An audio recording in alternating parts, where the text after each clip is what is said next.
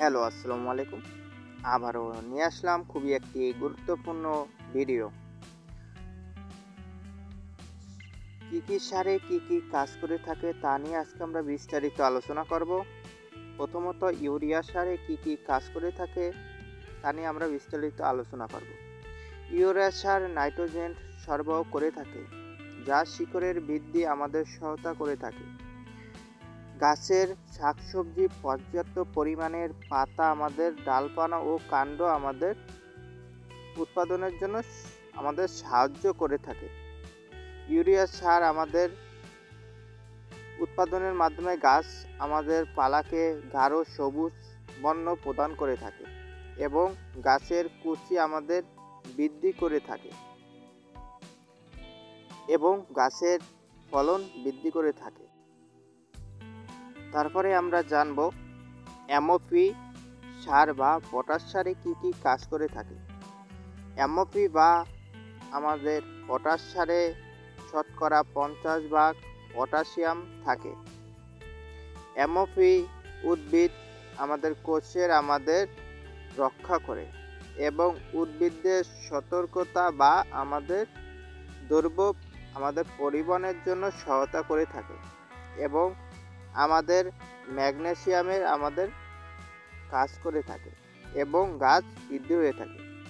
এখন আমরা জানব জৈব সারে কি কাজ করে থাকে তা নিয়ে এখন বিস্তারিত আমরা আলোচনা করব। জৈব সার আমাদের জীব বৈশিষ্ট্য এবং মাটির দীর্ঘমেয়াদী আমাদের উৎপাদন এবং ক্ষমতা উন্নত করতে পারে এবং অতিরিক্ত আমাদের কার্বন ডাই এবং ধারণ করতে পারে। জৈব সার আমাদের পুষ্টি সমূহ জৈব পদার্থ রয়েছে এবং অসুখী গাছকে আমাদের সুখী করে এবং আজীবন আমাদের জীবিত করে। এখন আমরা জানব টিএসপি সারে কি কাজ করে থাকে।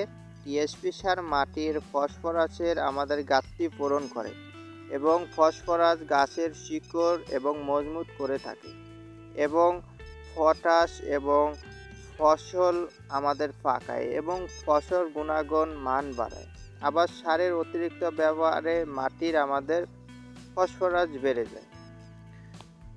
তারপরে আমরা যে সারটা আমরা এখন কি কাজ করে থাকে জানবো, সেটা হচ্ছে জিএপি সার।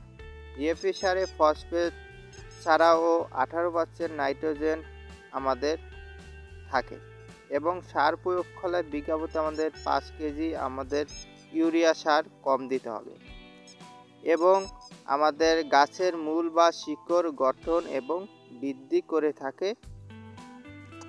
আজকে এখানে বিদায় নিচ্ছি। সকলে ভালো থাকবেন। আল্লাহ হাফেজ।